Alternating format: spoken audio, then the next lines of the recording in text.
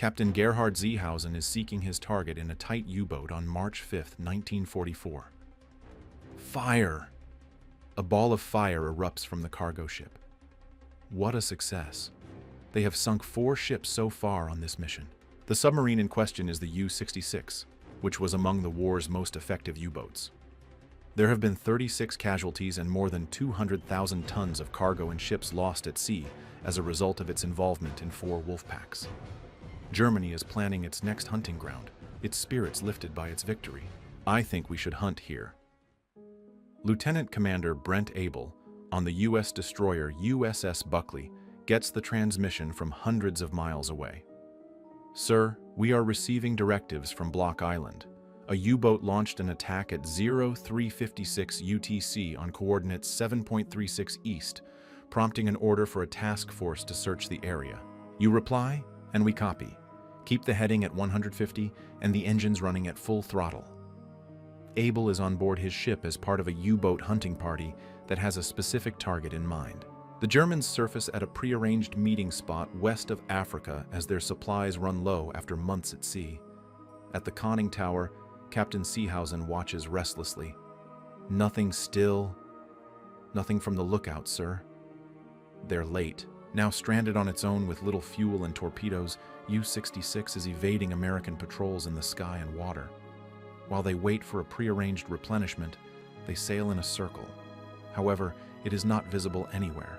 As the watcher continues his pointless survey of the horizon, his ears pick up an unexpected sound. He looks up and sees what they'd rather not see. A fighter bomber. Be careful. Hey guys, get at them battle stations. Get ready to participate. Stop. Listen.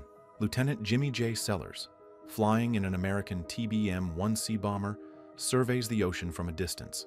A shadowy figure rests on the water's surface. Though Sellers is familiar with the area, it is entirely unfamiliar. It's not an isolated location. It's a submarine, you know. Hold fire. Maybe it hasn't seen us. It saw us. Hold. It's not like planning an assault. Put it down. Were we to go underwater? It may have scoped us out. Seehausen is indecisive. The signs say to dive and leave, but their gear is broken and diesel is low. There is no assurance they will be able to return home if they fail to resupply. We must closely monitor the supply ship to ensure our safety. Emphasis is key. As he soars across the skies, Sellers broadcasts the submarine's every move. 20 miles distant, the USS Buckley receives the message. It had been located. It seems to be waiting for the other submarine that our troops sank the other day, according to Scout, because it is sailing in circles. The news makes Commander Brent Abel smile. Get ready to fight. Boost your speed using engines. Section 350. We should move quickly. 40 minutes after that, with the help of Sellers in the skies, the USS Buckley gets close to its objective. Stuff on the horizon? Negative, sir. Somehow, they ought to be here.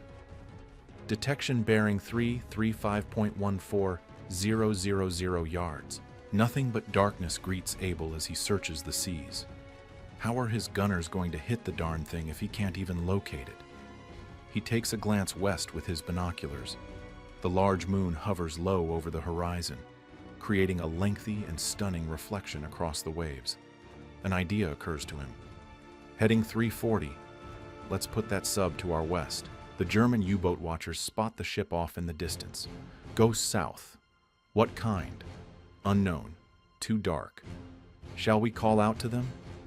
Unfortunately, they aren't prepared to fight when their nationality is the United States. Keep your cover.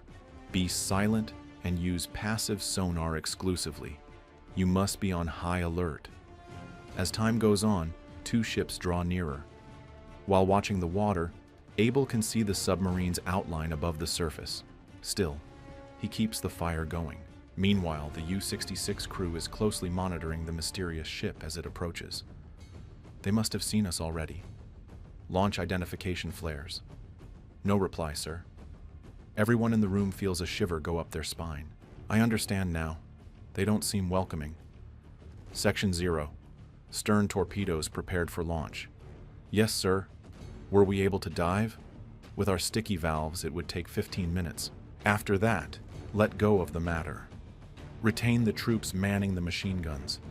They are determined to fight, regardless of the potential consequences. Within the U-boat, alarms ring out. The ship's underbelly conceals a battery of 21-inch torpedoes. Fire! Now that it's as visible as day in the moon's reflection, Commander Able of the USS Buckley finds his long-lost target once more. Title 260, Seek Out the Range. Yes, sir.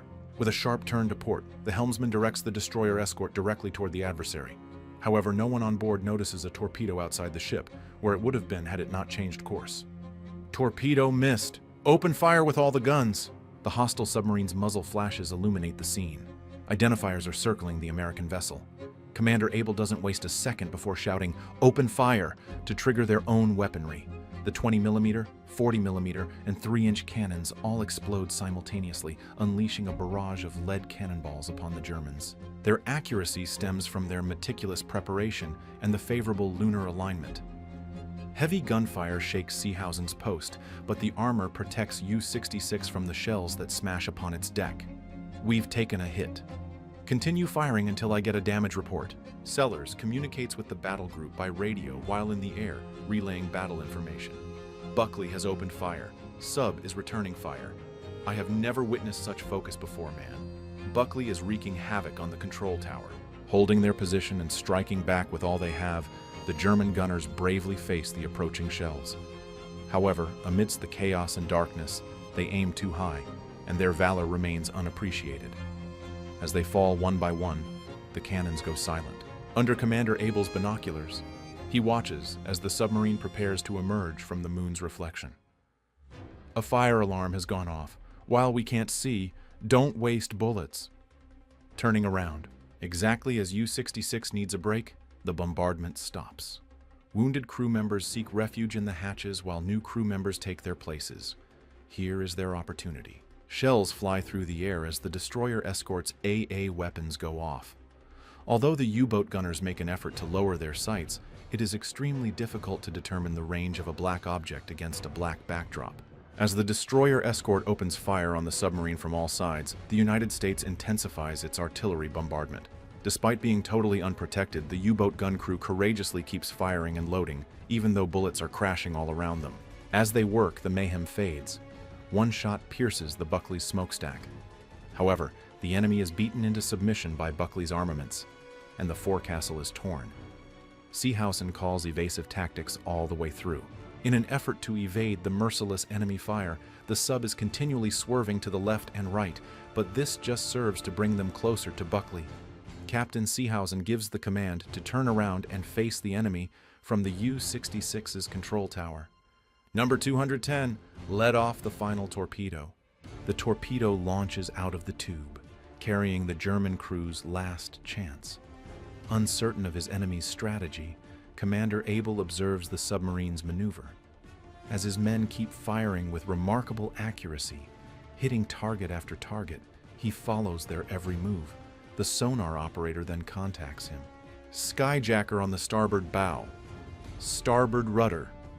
As the crew of the USS Buckley watches the sinister trail of bubbles draw near, the ship makes a sharp right turn. They manage to escape, the torpedo sailing harmlessly by, even if the move feels like forever at warship speeds. Torpedo missed. This is terrible news. This is their final opportunity. With no one to protect him, Seehausen feels he must issue the dreadful order. Abandon ship. Yes, sir. As we approach 030, prolong our evasion of enemy fire if possible. Two German sailors, frightened by the onslaught of shells, bolt from the hatches and plunge into the water. However, the darkness blinds Able, leading them to relentlessly shell the submarine. The gunners of the USS Buckley engage the enemy with ceaseless gunfire while the ship maneuvers to cruise alongside them. The sub's cannons had been silent for some time. However, Able learns that the sub continues to sail and is actively attempting to engage in torpedo warfare. But he is not going to tolerate it. Ram it! The helmsman pulls on the wheel, causing the American destroyer escort to swing around to face the U-boat. The evacuating crew on the U-boat is taken aback as they witness the 1,400-ton ship charging toward them. Assault maneuvers! There is no one on the port side! But by then, it will be too late. The destroyer escort slams the submarine and leans on it. Shortly after emerging from the hatches, the Germans are taken aback to see Buckley on their submarine, initially intending to abandon the ship as instructed. More than a dozen Germans draw their rifles and decide to open fire on Buckley's crew without any prior planning or instructions. Upon realizing the danger they face, Able issues an order unprecedented in over a century. "Repel border invaders, stand by." The Germans begin jumping onto Buckley's deck a short time after that. In response, the Americans draw their sidearms and begin firing on the Germans who are climbing aboard. There is a fistfight on deck. More than a dozen Germans jump the rail, and everything from discarded shells to the officers' steaming coffee becomes a weapon, knocking back enemy sailors. That's it. Commander Able, seeing the situation deteriorate, does what he can. Activate the brakes! With a devilish rumble, the USS Buckley begins to slide backward across the submarine's hull. Holding on to Buckley, the Germans face the prospect of abandonment on the enemy ship or a dive back onto the U-66. The submarine fires explosives as an unidentified sailor approaches. My goodness. A tremendous boom erupts from the ocean, then complete stillness. The USS Buckley spends hours circling the area. Of the U-66's 62 survivors, 36 who had escaped during the battle are picked up by the ship. The USS Buckley does not suffer a single casualty, and Commander Able receives the Navy Cross posthumously for his outstanding leadership. He made it through the conflict unscathed. Tragically, Captain Gerhard Seehausen and his ship never made it back to safety. He had only just turned 26.